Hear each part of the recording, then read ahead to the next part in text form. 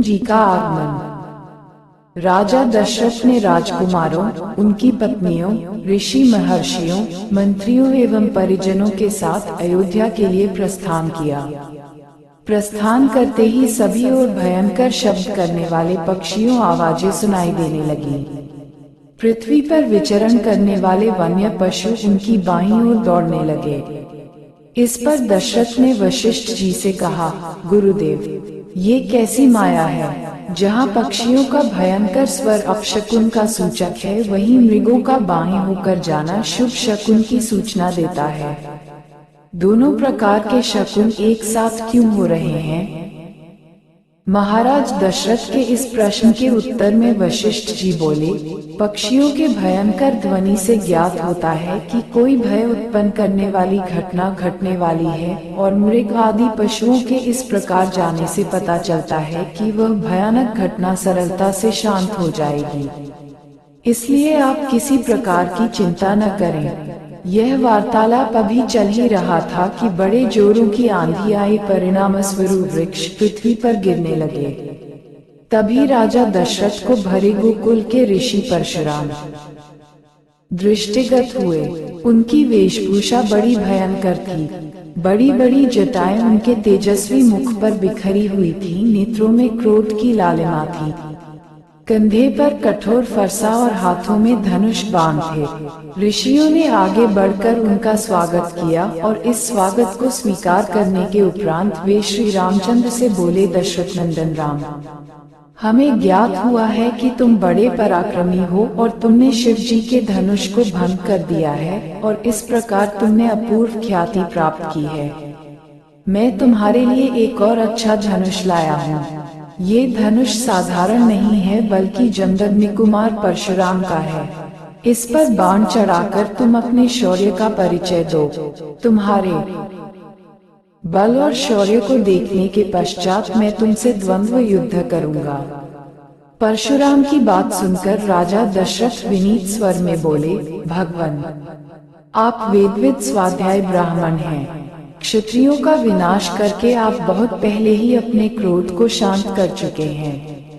आपने इंद्र के समक्ष प्रतिज्ञा करके अस्त्र शस्त्र का परित्याग भी कर दिया है।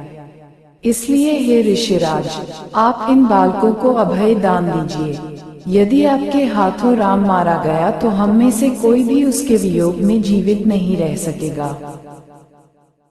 परशुराम जी ने दशरथ की बात पर कुछ भी ध्यान नहीं दिया। वे राम से बोले, राम, संसार में केवल दो ही धनुष सर्वश्रेष्ठ माने जाते हैं। सारा संसार उनका सम्मान करता है। विश्वकर्मा ने उन दोनों को स्वयं अपने हाथों से बनाया था। उनमें से एक भगवान शिव के पास था और उसी से भगवान शिव ने त्रिपुरासुर किया था। तुमने उसी धनुष को तोड़ डाला है। दूसरा दिव्य धनुष मेरे हाथ में है। ये भगवान विष्णु का धनुष है। ये भी पिनाक की भांति ही शक्तिशाली है। एक बार शिव और विष्णु में भयंकर युद्ध हुआ। विष्णु को देवताओं ने श्रेष्ठ मानकर शांत किया। शांत होने पर विष्णु ने भृगुवंशी ऋचिक मुनि को धरोहर के रूप में वह धनुष दे दिया। अपने पूर्व पुरुषों से यह धनुष मुझे प्राप्त हुआ है। अब तुम एक क्षत्रिय के नाते इस धनुष को लेकर इस पर बाण चढ़ाओ और सफल होने पर मेरे साथ द्वंद्व युद्ध करो।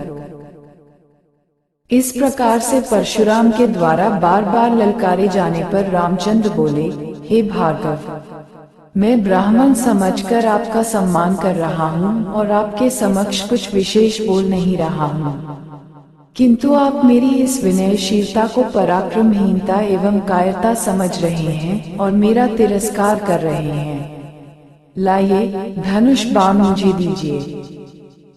ये कहकर उन्होंने झपटकर परशुराम के हाथ से धनुष बाण ले लिए और धनुष पर बाण चढ़ाकर बोले, हे भृगुनंदन, ब्राह्मण होने के कारण आप मेरे पूज्य हैं, इसीलिए इस बाण को मैं आप पर नहीं छोड़ सकता। परंतु धनुष पर चढ़ने के बाद ये बाण कभी निष्फल नहीं जाता।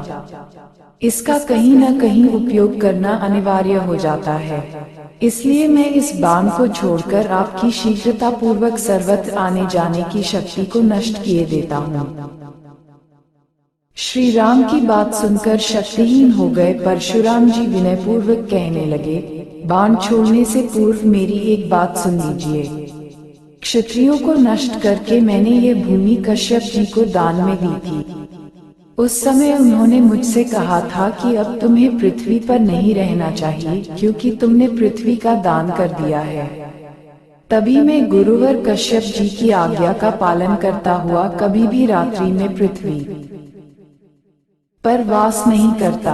अतः हे राम, कृपा करके मेरी गमन शक्ति को नष्ट करो।